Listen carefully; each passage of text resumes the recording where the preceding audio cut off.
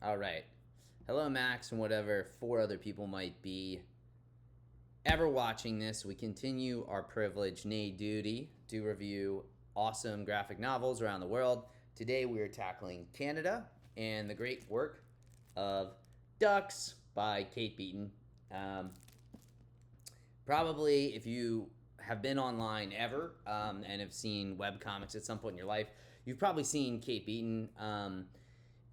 She's been making content for a really long time, and I think Hark of Vagrant probably is her most popular thing. But this is an awesome, awesome book for about her own personal experience working in oil sands for 2 years in Canada. So without further ado, we'll jump right into our patented graphic novel scoring metrics. I'll go through these one by one. Starting off with the character score, I gave it a 7. So the book focuses on, not surprisingly, as a bio comic, Kate, who you get to see as a 21-year-old going through this comic.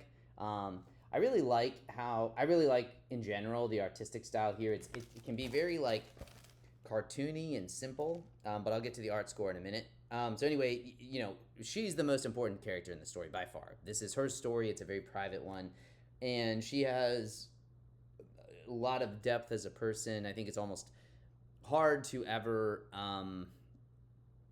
it's hard not to give a good score for somebody writing about their true life experience, and she's a very interesting person.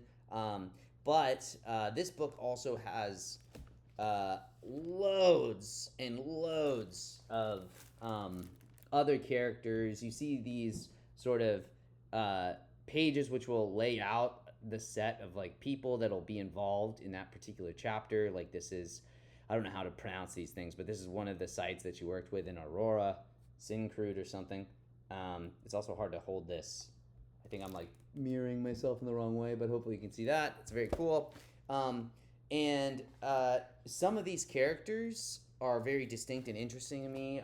This is a very brief point here where this character Ambrose was talking about being a fisherman, and she asked him if he was still a fisherman, and he sort of is like, I'm still a fisherman. I'm just stuck working here at these oil rigs. So, some characters like Ambrose loved and can remember, but I think the reason for maybe the 7 overall is I think Kate, as the principal character, is super strong. She's got tons of interesting family connections, and just maneuvering through her own story here is fascinating. But it's almost an overwhelming number of characters to keep track of. At some points, even though I've read this now twice, I think cover to cover, it's hard to keep track of everyone, and they become a little blurred. This might be purposeful as well. Like you're not necessarily supposed to remember every single person and their personality type. Are they an asshole? Were they nice to her? It's hard to remember. A lot of the characters kind of look similar as well. But maybe that's again part of the creation, that they want this almost flavor where there's just this massive number of guys that she's working with in these plants, and very few women, and so it creates this feeling of maybe like there's like an overwhelming number of guys at this place, almost like as a reader you can't even remember them all. But here nor there, I think just because there's so many and I can't keep track of them, it was I think outside of a few, it was hard to have a really strong connection other than to the main character themselves. So strong score, but maybe not like a 10. In terms of the art, again, I already touched on this a little bit, but I really like her style. She has sort of like a funny, cartoonish way of drawing people's faces, like flipping to kind of like a random page here. You can see like a very simple facial expression sometimes that I just think is kind of nice, amidst then what can be like some really beautiful nature scenes, or like very complicated scenes with like the machinery that she's working with in these oil sands. Like just look at the texture here. I think these kind of shots are so cool too, where she sort of juggles sometimes these like cartoonishly simple faces which get their own emotion across, but then we'll have just enormous amounts of details in maps, in describing the fields that they worked in, the magnitude of the machinery and just the metal, I think, was something that felt really, really strong artistically. It is like black and white, and again, I think there's maybe some places where it can become a little overly gray and muddled again, it creates a sense of atmosphere, which is good. But overall, I think takes away slightly from a higher score, but 7 still very strong.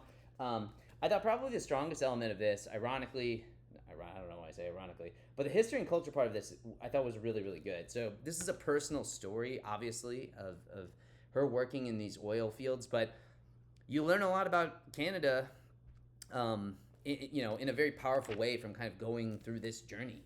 She does a fantastic job, I think, of just like showing you, giving you a glimpse again as like a graphic tourist of what the slice of life would look like living in this part of Canada, and also being faced with the economic challenges of being a young person just graduating college with crippling student loan debt. Lots of people could probably resonate with that, and the extremes that people would go to work to get out of it. So I think it tells the story of like a very Canadian feeling story where you get constant references to particular provinces within Canada, how they interact with each other, some assumptions about them. You see the beauty that she clearly has a lot of love and respect for her own, from the place she grew up. Just the way again things are drawn, and it really feels like you get, as best as one can, maybe a really strong sense of what it's like to be in this place, to be also someone living in this society at this time. Do you get like a word for word detail of like very specific Canadian moments in time that are as important as maybe again like the Vietnam War or World War II or et cetera, some other tragedy? No. So again, I'm probably not going to give it a 10 like I would give Mouse a 10, which I'll have to review later for, again, it's like kind of cultural history part. But I think it did a great job at telling a really Canadian story with a central character at the heart of it that was, telling the entire story of that. I guess the last two then scores. Again, this is a really strong book. Like I'm going to continue try to be strict with these scores. There's not going to be a lot of things that on average get a total score 6 or higher, especially 7 or higher. Like Shubik Lubik was the only one in the 8s, and it might be that way for a while. Readability for this, I thought it was a 6. I've read it twice now. I don't know if I would envision reading it again. It's a great book, but it is, I think over 400 pages. It's not incredibly hard to read, and again, you have some majestic art as well. Like I have some really beautiful nature scenes of what it looks like to live in that part of Canada where she's traveling at the moment.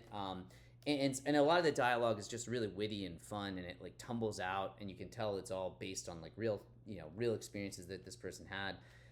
So I think overall it is readable. There are certain parts that kind of just it takes a little bit of time to get through, especially given the length of the entire book. But overall, I still give it a strong readability score. Finally, the X Factor score.